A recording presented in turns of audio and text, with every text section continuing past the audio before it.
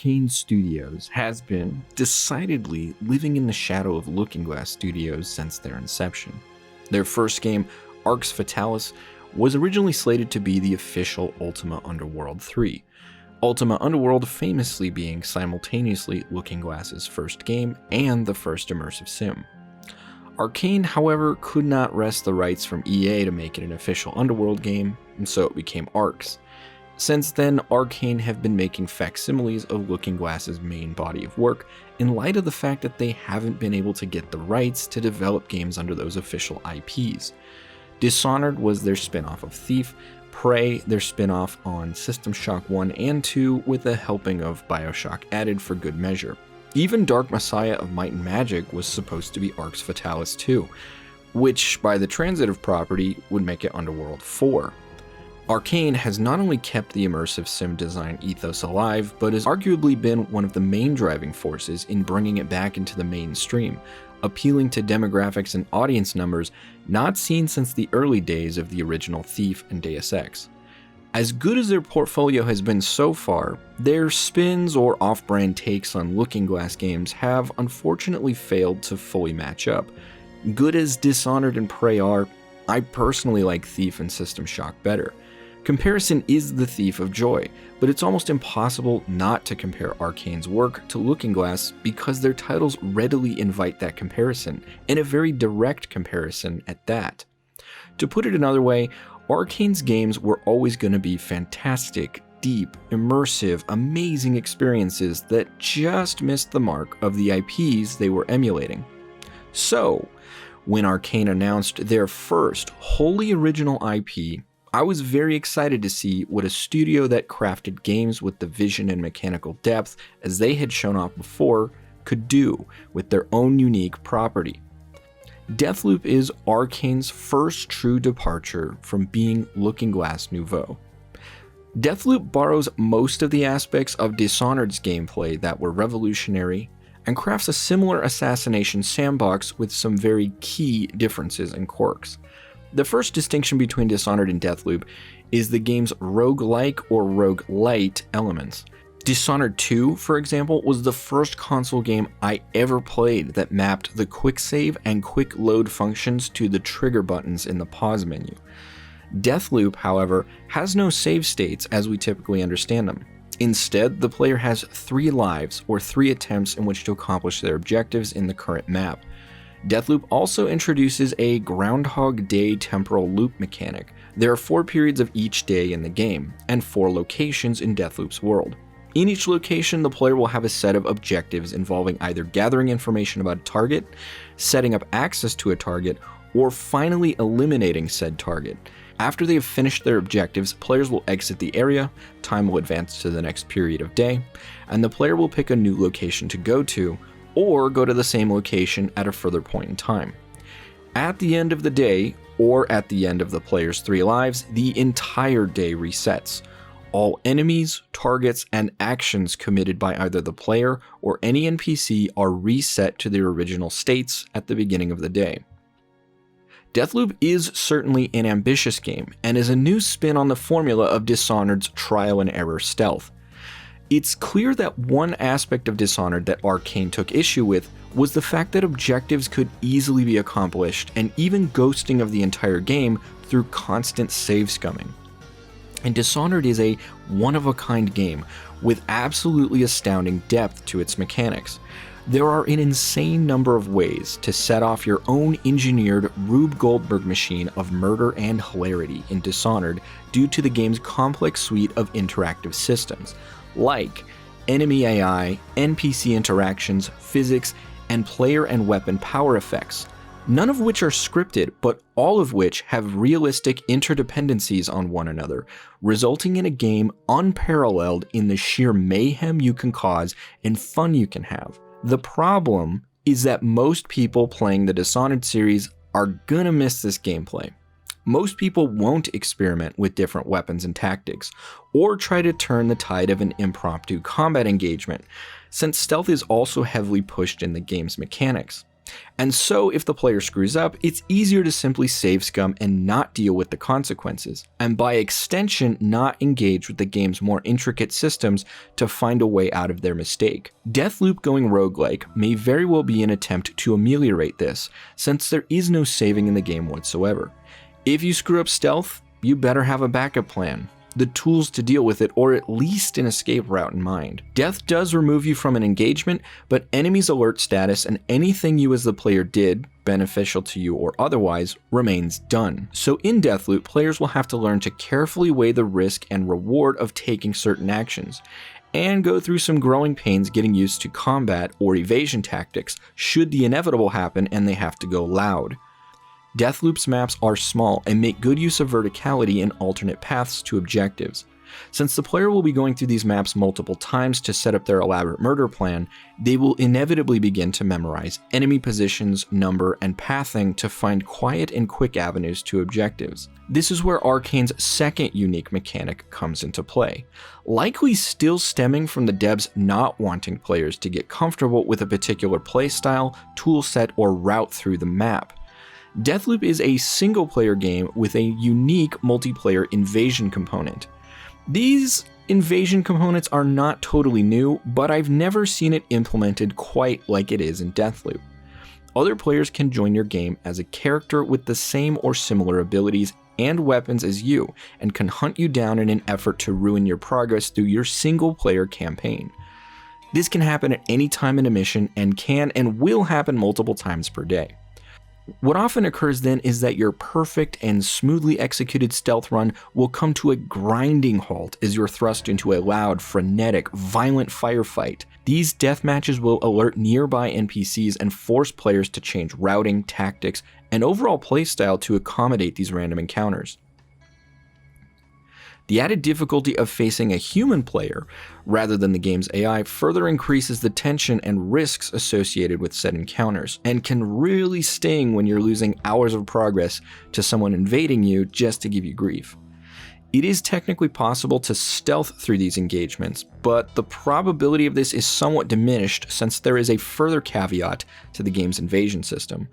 When the player is invaded, the invader, known as Juliana, sets up a jamming device that blocks access to the level's sewer system. These sewers are how the player enters and exits game levels, so the player cannot end the mission by sneaking away from Juliana until they hack these jammers. This of course gives the invading player a perfect hunting ground to lay in wait for you at, or cover with a sniper rifle from a distance. So while it's technically possible to escape unseen, odds are you're gonna have to fight Juliana whether you want to or not. I'm sure the devs at some point looking into new gimmicks for Dishonored 3 thought, hey, what if Corvo had to fight someone with his own stealth and void powers? And then thought, coding an AI to be an even threat to the player is always either going to be too difficult a fight or too easy.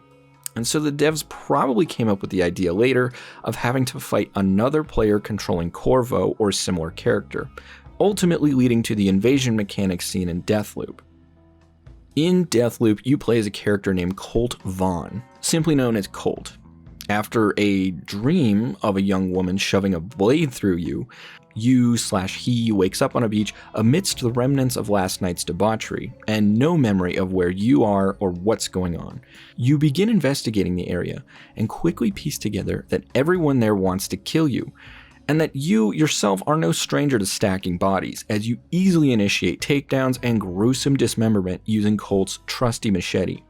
You make your way to a building on the island where eventually you meet the woman from the dream, and she uses some kind of supernatural power to toss you around, eventually off the edge of a cliff.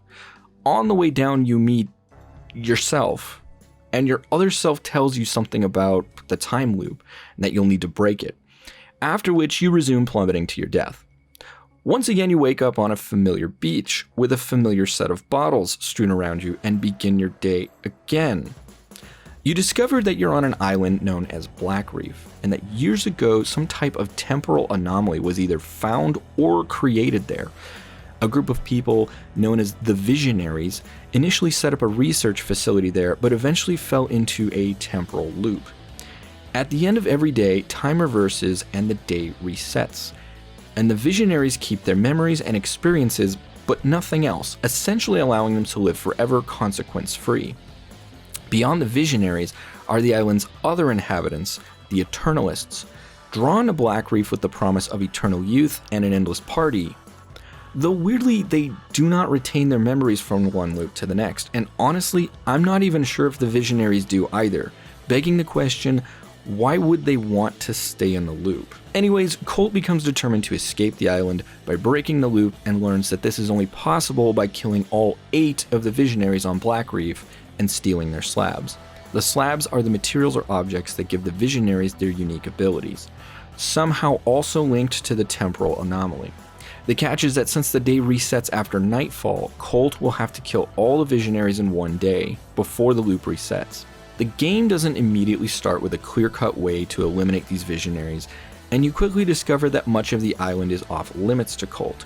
The game has a heavy Metroidvania progression system, and you'll be visiting each of the island's locations multiple times at multiple different periods throughout the day, gaining new knowledge, insight, and abilities that allow each location to open up more each time you visit it. The levels are designed such that it isn't the actual level design that changes upon revisiting a location, but Colt's knowledge about the level, like secret entrances, door codes, and different routes of access. Your first task in the game is to discover how to break the loop, before moving on to collecting information about each of your targets, the Visionaries, and where they'll be at each time of day. During each loop, Colt will kill Eternalists who drop weapons and trinkets, which are similar to Dishonored's bone charms. They can be equipped in your loadout and offer passive buffs and abilities. Things like the ability to double jump, hack mines and tripwires, increased health, and increased power that fuel your slab abilities. Colt can also source weapons off of dead Eternalists that have varying levels of quality, increasing from gray to blue, then purple, and then the orange, amber legendary weapons. Low quality weapons do less damage and are prone to jamming. Weapons also have their own trinkets that can be equipped, which affect reload speed, magazine size, iron sight acquisition speed, and other buffs. Finally, engaging with Juliana and winning the fight or killing Visionaries in the map will yield slabs, the game's Dishonored-based powers, and upgrades for each slabs as well as higher tier weapons. There are 6 slabs/powers in the game. The first is acquired early on and simply allows Colt to die up to 3 times before having the entire day reset. Shift is a slab ripped straight out of Dishonored that most will know as Corvo's Blink ability, facilitating quick and easy traversal, allowing players to make good use of each area's verticality and quickly dart past enemies and automated defenses. Aether is a slab that turns the player invisible while draining Colt's power. Carnesis allows Colt to pick up, slam, and throw NPCs during combat. Havoc can reduce the damage Colt takes in a straight-up gunfight and increase his damage output. And Nexus returns from Dishonored 2, which was previously called Domino. This allows players to link 2 or more NPCs together and have them share a fate, like Carnesis combos or insta-killing multiple enemies with one headshot. Between random drops by Juliana and whittling away at Visionaries during the game's campaign, players will quickly pick up the game's 5 slab abilities. Each time after, when the player picks up a slab of a type already unlocked, they will unlock one of the slab's 4 upgrades. Some upgrades are fairly useless, and some pretty much break the game.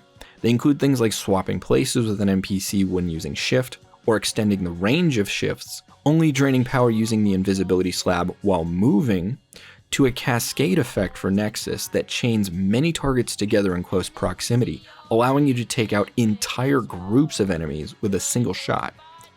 Since the day resets every evening, the player loses all the slabs, upgrades, trinkets, and weapons they've acquired since the start of the day. However, players can collect a resource called Residium that they can infuse items with to keep them permanently across loops. Residium is found randomly in each map, but large quantities of it can be found on Visionaries and Juliana. Colt plays almost identically to Corvo or Emily from Dishonored, with the same traversal, mantling, and movement mechanics, not excluding the signature takedowns, and, of course, the return of the Blink and Domino abilities. Colt handles slightly differently in that the machete must now be equipped to be used in combat or takedowns, and is not always in the right hand, and there is a greater emphasis on gunplay. Colt can either have his right hand armed with a gun and left with slab powers, or can have guns akimbo. However, I've found that it's always recommended to have your powers available just in case. The guns in Deathloop are inventive, gorgeous, and very fun to use. They deal great damage and have excellent meaty and punchy sounds. I especially loved the colors used on the late game guns, which really set the overall visual presentation of Deathloop apart from the very tired and overused weapon models in other games. The addition of trinkets gives these weapons even more utility and turns guns like the rapier from something you might only occasionally use to possibly a must-have in your loadout.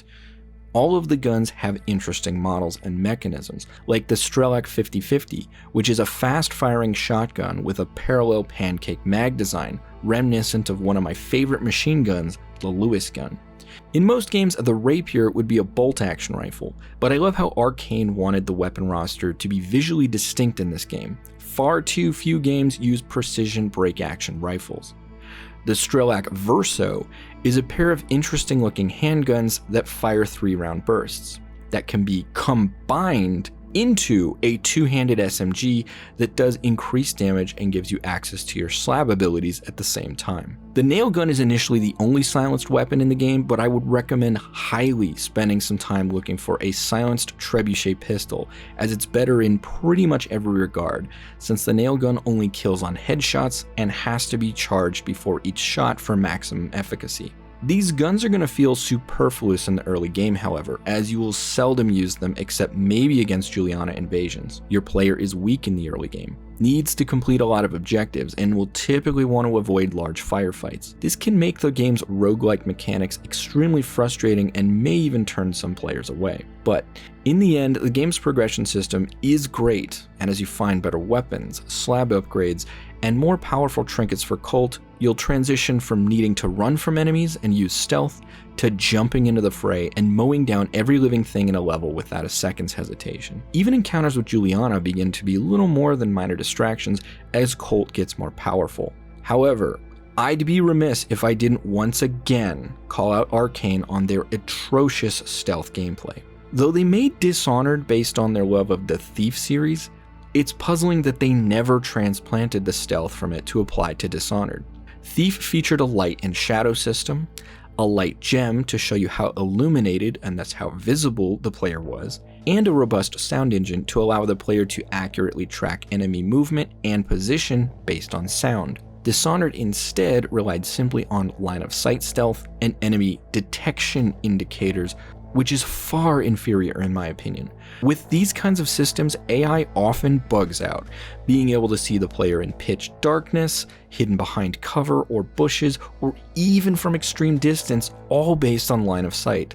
This was likely why Dishonored 2 on the Xbox had to map the quick save and load functions to the damn triggers in the menu, and has long been the Achilles heel of what could have been a supreme stealth franchise.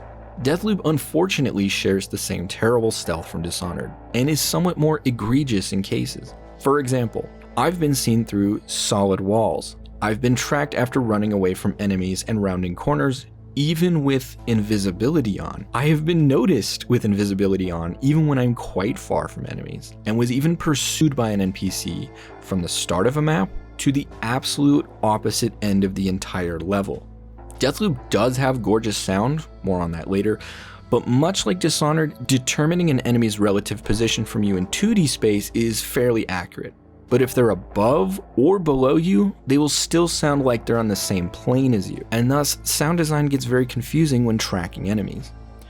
What's strange in Deathloop is that enemies seem to exhibit Schrodinger's AI, which rapidly oscillates in a superposition state between them being goddamn Terminators that can track you with thermal vision from up to 25 miles away, and Rent-A-Cops passed out on the job after one too many Benadryls, where you can walk right past them in plain view and either they won't notice you, or they'll forget they ever saw you once you're more than 3 feet away.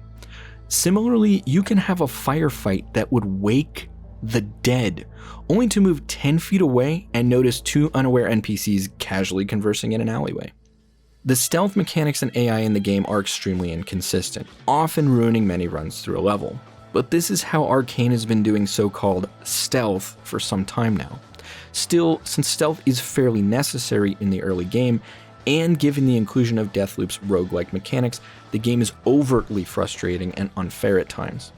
Adding to this frustration is the fact that the player can only equip 3 weapons, one of which will likely be a silenced weapon, limiting the real selection to just 2 weapons. Also, the player can only equip 4 trinkets on their character loadout and 2 slabs. Thus, once again in the early game, exploration and experimentation in combat with weapons and abilities is highly discouraged, and the gameplay feels very limiting. It's important to note though that the game's 3 death limits permission can be sidestepped by simply exiting the game before the final death and reloading a continue. This does start the level over from the beginning, but it's far better than having to reset the whole day if you die 3 times. This is important to keep in mind for the early game, as it makes grinding through those early missions less daunting and stressful. For those who are looking forward to Arkane's next foray into immersive sims, you'll have to keep waiting. Deathloop is, of course, heavily inspired by immersive sim mechanics. From its open-ended level design, character customization, and systems-based gameplay, it definitely carries the DNA of their previous sims like Dishonored and Prey. But Deathloop seems to take that formula and simplify it considerably. For example, the island of Black Reef looks amazing to explore and has blocks and blocks of buildings beckoning the player with what interesting side content might lie within and all the spaces they might explore. However, most of the levels in Deathloop have very limited depth in their level design. Most buildings that can be entered or explored will have important story objectives within, meaning you'll have to go there anyways. All the other buildings in the map are just so much set dressing. In Dishonored and Prey, virtually every object in the game world was interactable, had physics and collisions, and could be picked up, thrown, and combined with your abilities, weapons, or tools. In Deathloop, almost all of the game's clutter and objects look very pretty and are lovingly rendered, but are nailed in place and largely lack any physics at all. Prey and Dishonored typically featured a lack of significant restriction to what buildings and areas could be accessed and had a plethora of routes for the player to take to their objective. Deathloop's levels are much smaller, less complex, with typically only 2 to 3 paths to your objectives, often with large sections of each level locked off to the player until specific times of day, regardless of a player's creativity and ingenuity in how to traverse through said level. I get the feeling that these limitations and the simplification of Arkane's trademark level design, along with the extreme limitations on player loadouts and lack of physics items in the world, were meant to balance the 2 main innovative aspects of Deathloop, namely the PvP and roguelike elements. Firstly, the roguelike elements of the game necessitated less complex level design and more hand-holding for the game's convoluted campaign. I actually found myself almost dreading playing and kept a detailed notebook handy in the early game, trying to piece together a route for me to close the loop by killing all 8 visionaries in one day. I was thinking about tactics like planting proximity explosives on a target's toilet in the morning if I knew they would use it in the afternoon, ways to double up on targets during a specific time of day, or discover alternate assassination methods to make infiltration easier.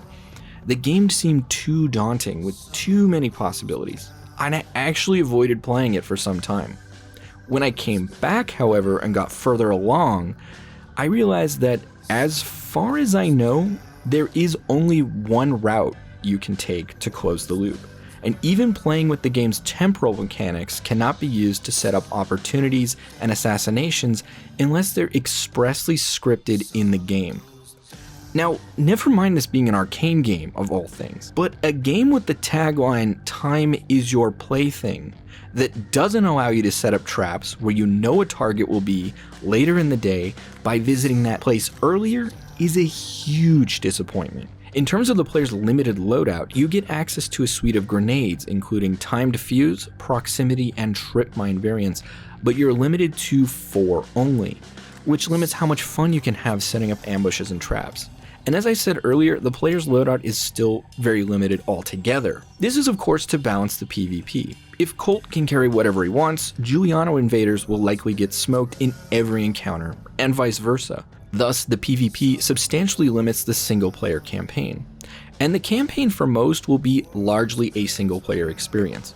Even with the PvP option turned on, your encounters with Giuliano will only account for likely 15% or less of your overall playtime. Thus, it doesn't really make sense for a mostly single-player game to have so many mechanics hampered by its smaller multiplayer component. Consider further that most players already having to contend with a convoluted campaign and lengthy progression in the early game will likely opt out of the PvP invasion mode in favor of fighting Juliana AI. It's more than just a tad frustrating to lose hours of gameplay to an experienced Juliana player with a full loadout, camping your objectives, and backstabbing or sniping you. While intense and fun at first, most players will not want to deal with the hassle and will turn the feature off to progress the story missions. So once again, it's frustrating that the player's loadout is so limited due to a feature that most won't be using, at first anyway. It would have almost been better to have the single player game play like Dishonored, where you can have a much more robust loadout, and then change the loadout limitations if a player wants to play online. Of the game's inherited traits from Dishonored, one is that the game's villains and targets are not well characterized, in the sense that the game's marketing, script, and environmental storytelling for the Visionaries sets each one up as a quirky, interesting character with whom you will become intimately familiar with. You'll know their personality, their wants, their dreams, their fears, and will develop a deep sense of understanding of each Visionary, and will likely have enough motive to want them dead or even relish your repeated kills of each one across all of your loops. Except this isn't how the game plays out at all. You'll definitely be more familiar with the layout of each level, favorite routes and special interactables, as well as particular enemy patrols and weapon drops. And sure, by the end of the game, you'll definitely have at least a passing familiarity with each Visionary's quirks and general personality traits, but aside from that, the game only familiarizes you with their persona tangentially. About all you'll really glean from going through the campaign is each Visionary's schedule and general personality told through overheard conversations and environmental storytelling. But unless you want to read all the emails and personal logs you come across, you won't have a clear idea about who these villains are and what they're about. Even the environmental storytelling is fairly light, or just uncommunicative about these characters. In BioShock, for example, you have a clear idea about who Dr. Steinman was, who he has become, and what Rapture and splicing has done to his psyche and personality. Sander Cohen in Fort Frolic has characterization that is about as hard to miss as the broadside of a barn. In Deathloop, though, there are a number of exhibits or art pieces dedicated to conveying the persona of the Visionary Fia in the game. But I honestly couldn't tell you much about her and her motivations or character traits at all. Same with the Visionary Harriet, who seems to lead some sort of Jones-Townsian death cult, but to what point and purpose, or even why, I honestly couldn't say, even after infiltrating her bunker and murdering her at least 20 times by now. Dishonored had this same problem, with many of the targets being little more than an objective on a checklist without much more development of that character. This is a big misstep in a game about assassinations, as the character should be motivated to kill a target due to the logistical benefit, monetary reward, or emotional catharsis that ridding society of each target brings. Games like Assassin's Creed often try to set up each target with a lot of exposition or plot with mixed results, but a better example is the Hitman series, which usually combines all three categories of incentive for you to take out a target. It is usually beneficial to the plot for you to take out a target. You will always get paid. And they typically do a good job of making every target seem like a real piece of filth that you need to facilitate into the proverbial toilet. So while the Visionaries of Blackreef will take some digging to truly understand, the main characters of both Colt and Juliana are well fleshed out and developed. I was initially worried that their banter would become cringy, representative of everything wrong with quirky dialogue in modern day gaming, but I was pleasantly surprised with how much I began to like them both. Colt and Juliana often play off each other, with Colt being a snarky, clever badass, while at times showing a lot of humanity and compassion, as well as a genuine, earnest belief that he's breaking the loop because it's what's best for everyone. Juliana comes off as too abrasive at first, but as more of the story is revealed, her character motivations are much more understandable and she begins to endear herself to the player. The game's voice acting across the board is top-notch, but what else is new for Arcane? And while the Visionaries aren't super well characterized without in-game research, their voice acting fills in much of what the game fails to overtly deliver about their personas. Deathloop's story is also great in my opinion. Maybe not earth-shattering, but ever since it was first announced, I have always been very intrigued about the game's setting and story. An interest that never really waned all the way up to the story's conclusion. The plot's many revelations and twists will keep you guessing and engaged in wanting to see how it all plays out. In terms of visuals, this looks like a game that could have possibly run on last-gen hardware at first glance. But the more time you spend in the game world, you notice the overall improvements to the visual fidelity that make the game feel like a next-gen experience. It won't blow anyone's mind from a technical standpoint, but it's the best looking game Arcane has ever shipped. And the visuals at certain times of day from certain views are absolutely gorgeous. With highly detailed models and complex geometry, extremely high quality textures, and rich lighting, this game is a visual powerhouse. But it wouldn't be nearly as impressive without the excellent art direction and choice of setting. The island of Blackreef is surprisingly an extremely fresh and original setting. It seems to be an island off the coast of northern Scotland in appearance with Icelandic vibes as well.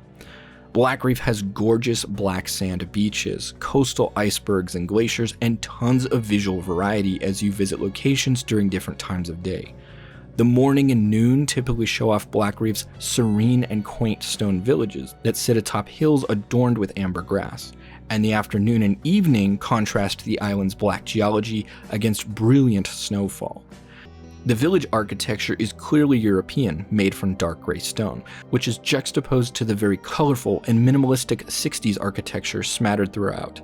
The late 60s going into early 70s architecture and use of color in such a cold northern environment yield fantastic visual moments in the game, like a roaring fire pit in the center of a room that is ripped straight from an upscale Swiss ski chalet from 1968, complete with a mix of artificial cement and plain white minimalistic interior design and rich natural materials like hardwood floors and leather furniture, all while Thelonious Monk-esque jazz plays in the background.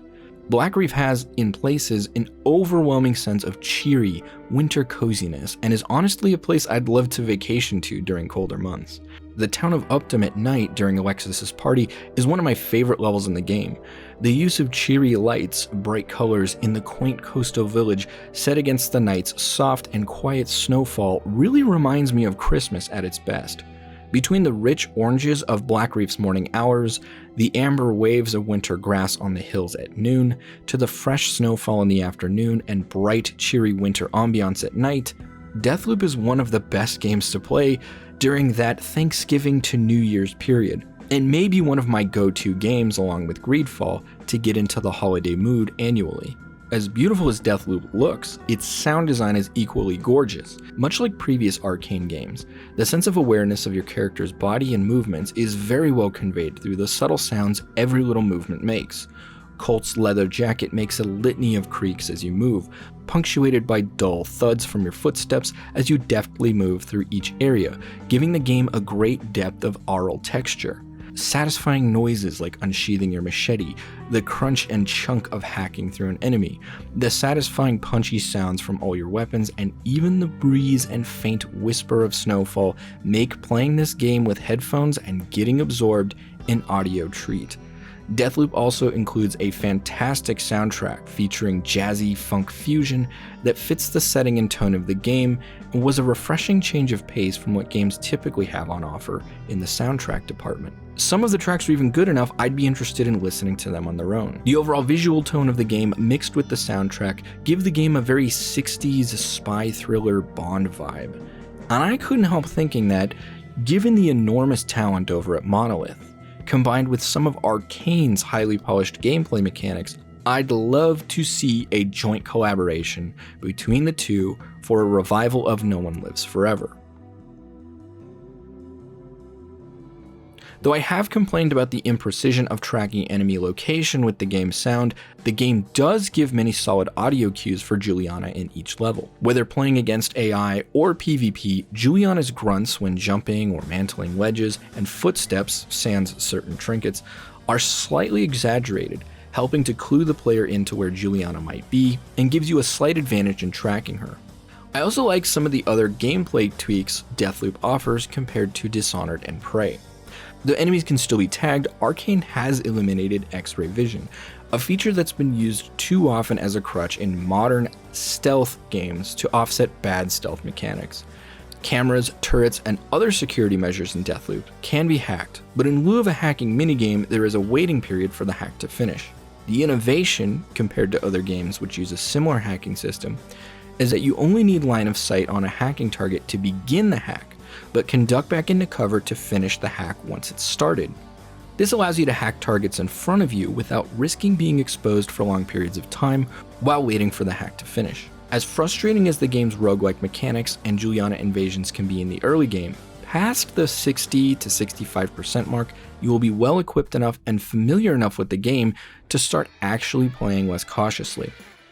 This is where the game really opens up, and you can start loading into maps with a loadout specifically tailored for an objective, or to just drop in and have fun with the game's really fun, fast-paced gunplay, especially while going nuts with powers like Carnesis or Nexus.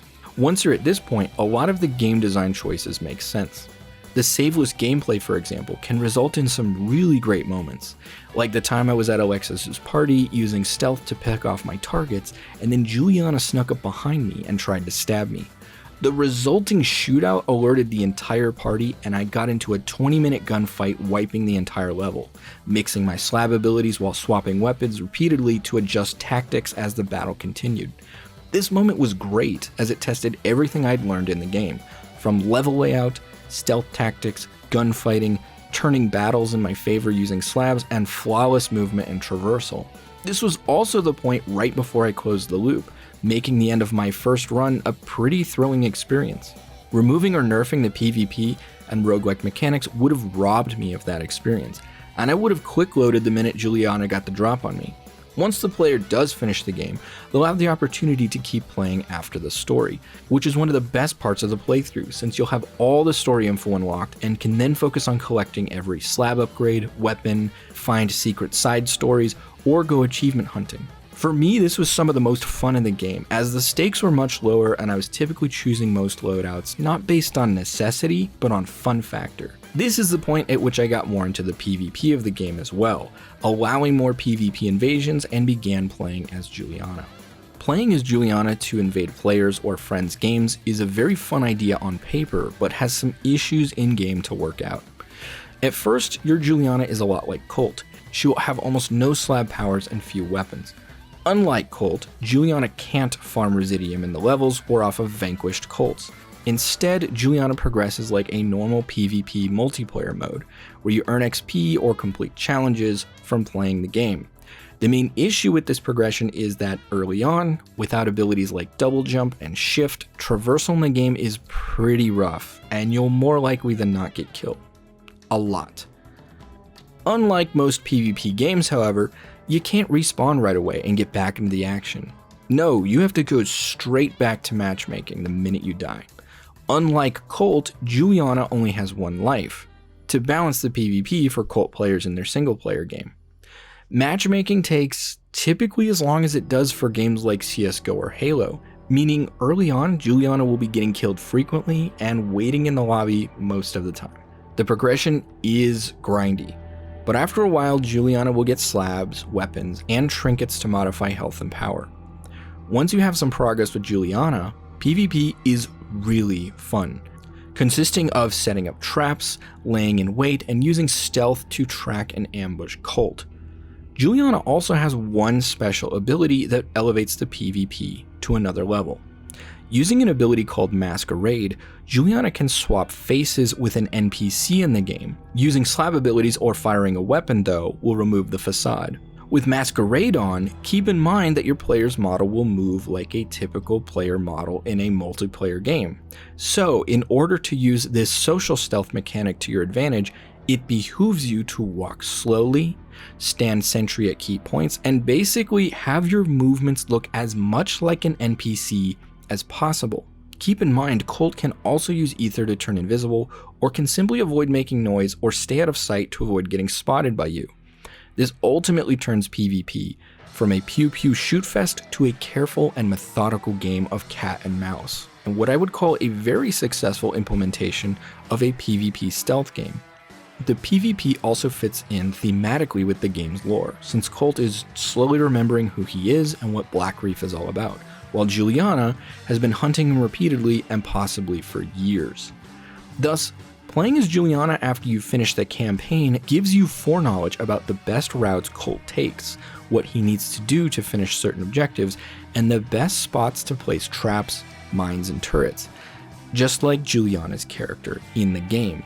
Though the multiplayer can be insanely fun once you've made some progress, their current game servers, even several months after launch, have serious issues with latency, rubber banding, and desync issues. Unless these are resolved, and soon, it could turn a lot of players off of the game's PvP altogether. Ultimately though, I found Juliana's progression system very satisfying. Between the steady feed of character unlocks, including new player outfits, and the very unique and satisfying PvP, it's one of the few multiplayer modes I'm looking forward to jumping back into, like as soon as I finish this review. I had a lot of mixed emotions about Deathloop during my playthrough, and a lot of the negativity I had early on was based on fears that the game would only be more punishing, difficult, or confusing in the late stages. But now, after completing every quest, side quest, finding every weapon, completing every achievement, and discovering most of the secret side content, I can say I thoroughly enjoyed my playthrough of Deathloop. It's a game I'm still having fun exploring, playing PvP and experimenting with stealth runs and fun kills.